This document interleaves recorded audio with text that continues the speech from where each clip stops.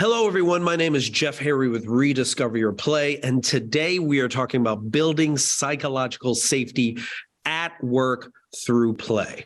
We first recognize that we all want to belong, right? And it's huge about belonging, especially in the tech world, especially with what's happening right now, because we do our best work when we feel like we belong. So what we're going to be covering today is this. We're going to be defining play and why it's important, why it's relevant to belonging and psychological safety. Then we're going to explore the idea of nice versus kind workplaces. We're also going to be exploring what does equity in action actually look like. And finally, we're going to be identifying traits of a healthy, balanced team so you can build a certain level of psychological safety. So what is psychological safety? The best way I like to describe it is a place where employees feel seen, heard, appreciated, and valued. So my first question to you is, when have you felt seen, heard, appreciated, and valued at work? And that's a question you should be talking to your staff all the time. And another question and another play experiment, because this is all play related, is when have you not felt seen, heard, appreciated, and valued?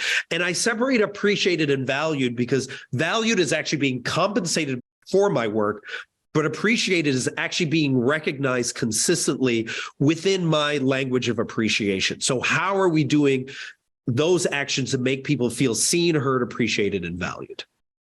So what is an example of a psychologically unsafe workplace? Well, let's look at this tweet that came out in November 4th of 2022 from a Twitter employee. The new guy at Twitter dissolved all the ERGs. No more Twitter women or blackbirds. This is so unbelievably wild to watch. So when Musk first joined Twitter, or took over Twitter, he got rid of all the employee resource groups. And that was a place where many people, that was the only place where they felt seen, heard, and appreciated. So right from the get-go, he had already created a psychologically unsafe workplace. Then on top of laying off people, right, there were many people that didn't know if they were laid off or not. There was just this lack of communication and almost this fear that if I mention anything, I might get fired as well. And that continued to the point that even the former founder of Twitter had to apologize for what was actually happening because he saw this organization he had built just imploding from within. And that has continued to this day, from the mass layoffs and the continuous layoffs to even Musk mocking some Twitter employees, not realizing if they worked for the company or not, and making fun of them, right? And only celebrating people that resembled him or willing to go extreme like him, right? So that's a great example of not feeling seen. And as you can see by what is happening at Twitter right now, people are not doing well, and the company is actually not doing well. So we have to be really willing to explore, when have you seen that at your company? What are moments when you haven't felt seen or your staff haven't felt seen? We're seeing this right now with a ton of the layoffs that are happening at the major tech companies, from Google to Facebook, all around, where people that have been working for the organization for years, all of a sudden are just being let go and not even being recognized before they're let go. So how do we actually allow staff to feel seen? That's the first thing we're going to explore. And I recommend we do this through play. And I define play as any joyful act where there is no specific purpose or result, where you're fully immersed in the moment. You're fully in your zone of genius, right? It also is the opposite of perfection, right? Play is rooted in curiosity, experimentation, a sense of wonder and awe. What is perfection rooted in? Ego, shame, constantly trying to be right. That's where a majority of burnout comes from. Actual focusing on perfection rather than play. And when we focus on play, we are actually more profitable. So how can you remove perfection from the workplace and replace it with experimentation and play? Well, I always reference a play mentor of mine, Kevin Carroll, who says you'll find the future wherever people are having the most fun. And who was having the most fun back in like early 2000s? It was Google. Google had a 20% rule where they would give their staff 20% of their time to do whatever they wanted with that time, right? As long as it benefited Google. And what came from that? 50% of Google's products. We're talking about Gmail, AdSense, Google News, Google Maps. The foundation of Google came from play. They seem to have forgotten about that, but that is exactly what actually drove Google and drove many tech companies, from Facebook to Apple to Adobe, all these ones. It was about play that built these organizations. So in many ways, we have to go back to that. So one way we can do that is actually identifying our staff's zone of genius and flow. So next time you see your staff, ask them, what is the work where your staff forgets about time? What is the work that they do even if they weren't getting paid to do it?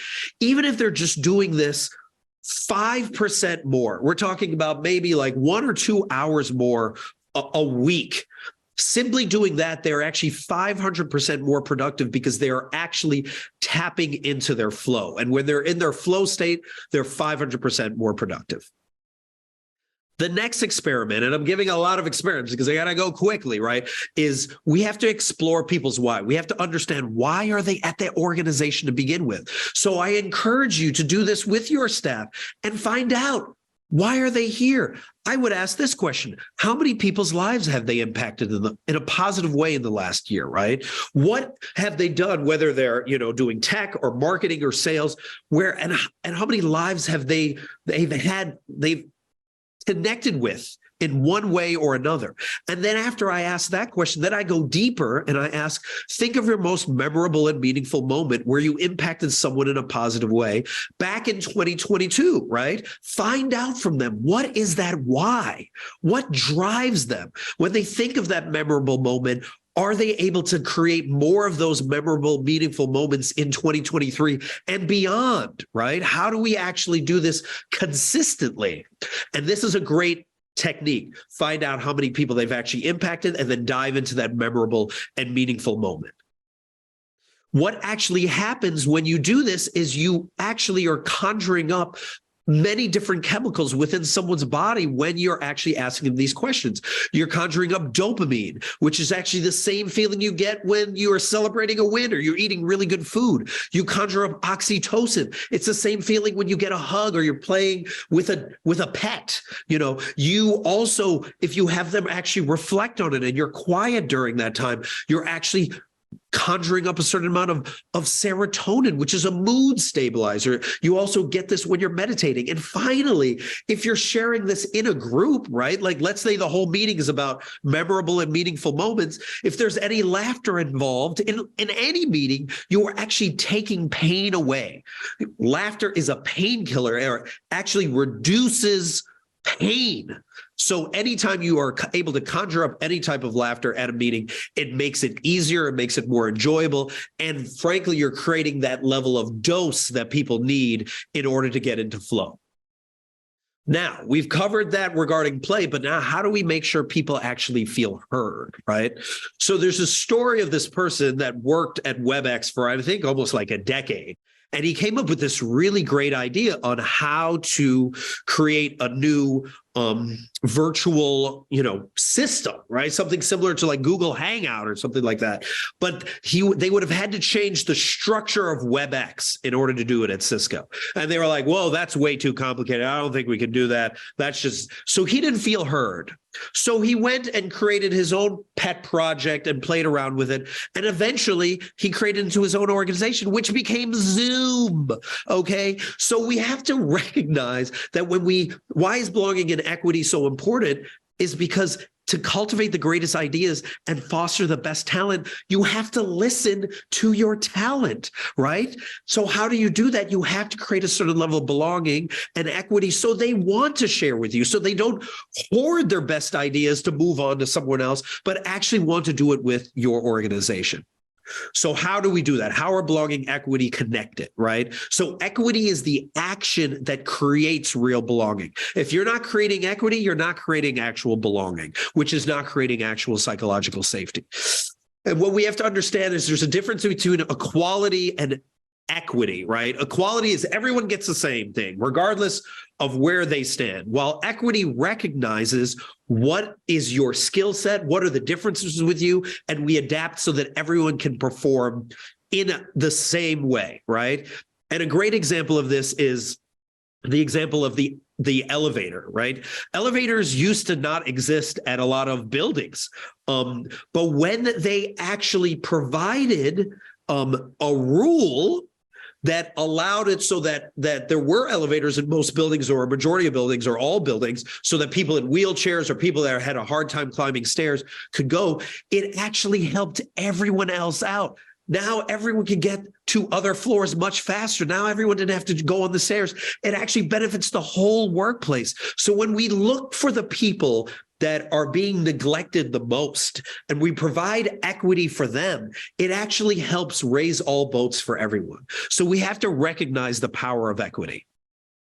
And as part of that, also the equity, we also have to look at what we're currently doing when it comes to meetings, right? Or any type of our treatment of our employees. I've been telling people for a long time now to stop being nice.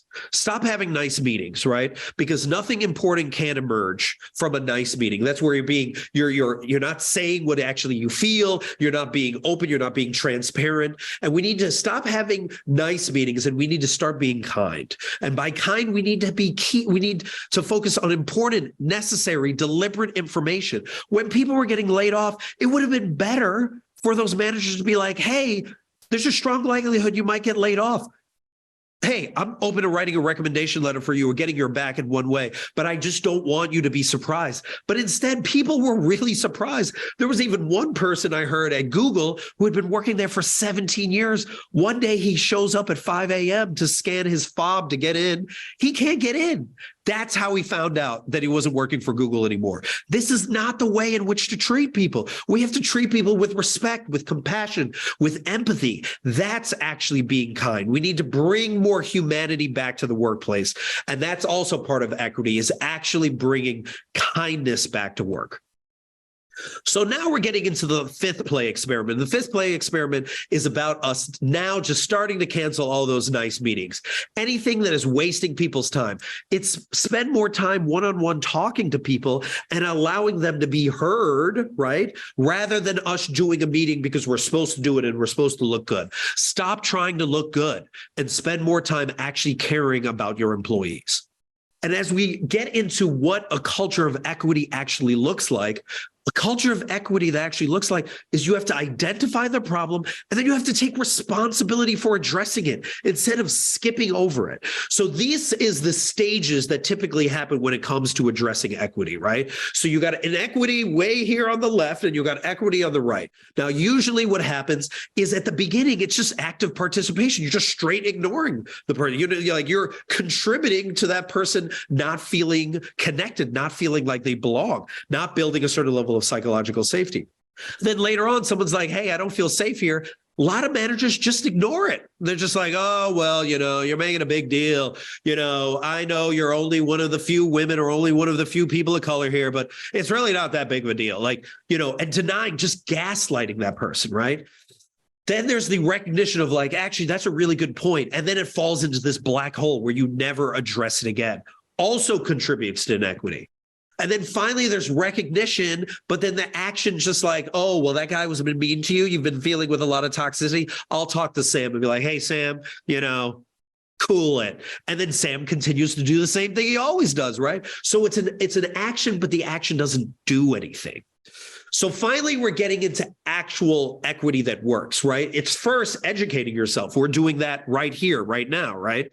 But then it's actually educating others and being like, hey, this type of treatment of other employees does not work. It's not effective. It's not helpful. We need to stop doing that. And then finally starting to support and encourage. So going to that person that usually would only be able to go to an ERG and be like, what is it that you need? What is it that you need to feel like you belong more? What is it that you need in order for me to create a certain level of psychological safety so you can do your best work? And then finally, it's actually initiating it, recognizing it beforehand, recognizing that people don't feel like they belong. So what am I going to do? What actions I'm going to do to set the tone, to create the safe space so people don't feel disrespected at work? Right. So that's where we're at right now. And the more we can actually start to move away from those inactions or denying and ignoring and owning what is actually happening in real time and being transparent and kind about it, the more we can actually start to have an impact and create the equity that builds the psychological safety through a playful place. And I say play because this is all experimentation. You're going to fail miserably many different times as you try this, but you're doing this over and over again in order to finally figure out what works for you. So an example of what happens when you address inequity, there was an AI that actually analyzed a meeting of a CEO. He realized that people were not engaging in the meeting.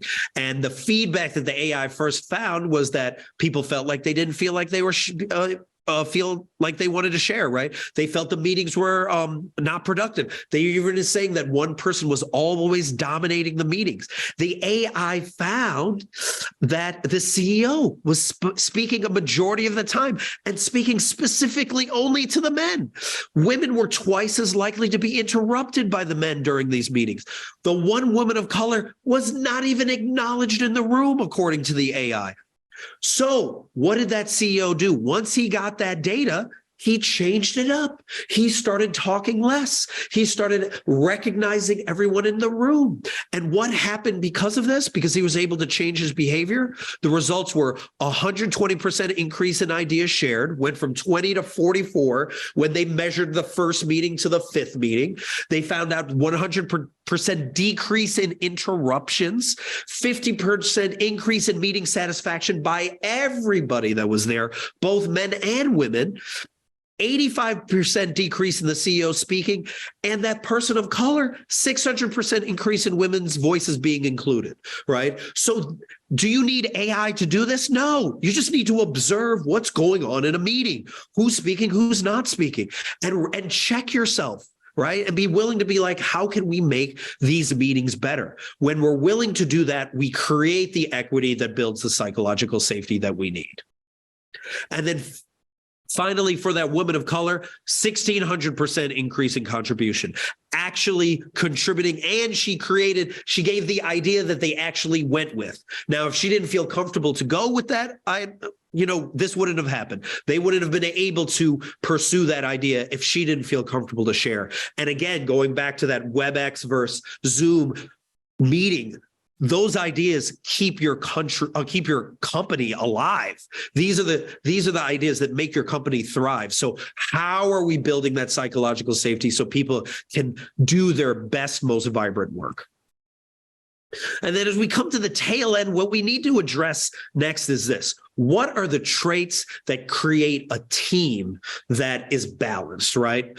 So I would challenge you to do this experiment with your team where you're looking at both sides. Okay, profitability, very important, but also sustainability, logic and reasoning. We got to follow this, but also we should give enough room for intuition, right? What are all these? And I would ask them to circle the ones that you have right now and identify the ones that are missing. And once you've identified all of these, then I would then do the big reveal and recognize, and I would ask you what traits are currently missing from your team and identify those and reveal then that these are masculine and feminine leadership traits. These are ones that both men and women exhibit, but many times we're skewed towards one over another. And especially in the tech world, we're skewed very much towards masculine ones. And sometimes it gets toxic where we're so focused on results and profitability and competition and commanding and controlling that then people don't feel seen, heard, appreciated, or valued, right? So what are we doing to cultivate more intuition? What are we doing to cultivate more emotional intelligence? What are we doing to spend more time collaborating rather than internal competition?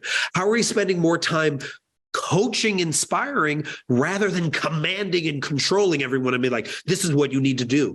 Right now, there are a lot of bad middle managers that don't know how to manage. Let's just be real about that, right? A lot of people that I speak to say work sucks, but it doesn't have to. And when we are actually able to balance both masculine and feminine leadership traits that exist in us both at both times, then we're able to create a leader that can speak to many different people at the same time. And that's how we actually keep staff. That's how we actually have staff do their best work. So that is a challenge that I would put out to you, identifying the traits your team needs for success, both on the masculine and feminine side. So lastly, I would ask for this. I would challenge you to do this. If you forget anything else that I say, I would ask you about this. Who is silent during your meetings, and do you know why? What is happening right now? And how can you actually figure out how they can actually engage? Maybe they don't feel comfortable engaging. Maybe they're introverts, but at least identifying who is not speaking in the room that probably can add more value to this discussion or add more value to the team. We have to be looking at the people that we're neglecting the most, because they can probably contribute the most and largest impact right now if we're able to actually create the psychologically safe space to have them feel like they can share. So as we're recapping these final ones, I'm going to first go through the feeling seen and heard play experiments, because I covered a lot of them. First, you have to be asking yourself, when have you felt seen, heard, appreciated, and valued? And ask your staff to do that as well. You should ask yourself, how can you remove perfection from the workplace right now? What are we doing to remove perfection from the workplace? You should be finding out, what is your staff's zone of genius, the work where they forget about time? And you're going to have to be exploring your why. What is the most memorable moment at your job? And what's the most memorable moment for your staff? And then from an equity and belonging play experiment, cancel those bad meetings, those not important, anything can emerge meetings. Cancel those wasteful meetings. Save them time. Spend more time talking to them one-on-one and find out what they really want. Recognize, where does your team stand when it comes to equity? How are you protecting your staff? How are you speaking up for your staff? How are you speaking up for the staff that rarely speaks up for themselves but needs to have someone to get their back? And then what traits does your team currently have, and what traits are missing? And how do we infuse more masculine traits as well as more feminine traits in our leadership, so we have that balanced leader that can actually cultivate and and produce the most vibrant work out of our staff? And finally, who is silent at those meetings and why? Finding out how we can actually cultivate a place where people feel they can speak up so they can share the next Zoom idea that changes your entire company for the better. That is all of what I'm going to be talking about today. I just want to ask you this: what actions are you willing to take right now to ensure your staff feels seen, heard, appreciated, and valued? Take one action. I challenge you to take one action, and then message me, connect with me, and let me know if it worked, because we're all about building more psychological safety, so then work doesn't have to suck so much anymore, and we can actually enjoy our work once again. Thank you so much. My name is Jeff Harry with Rediscover Your Play, and thanks for your time. Take care.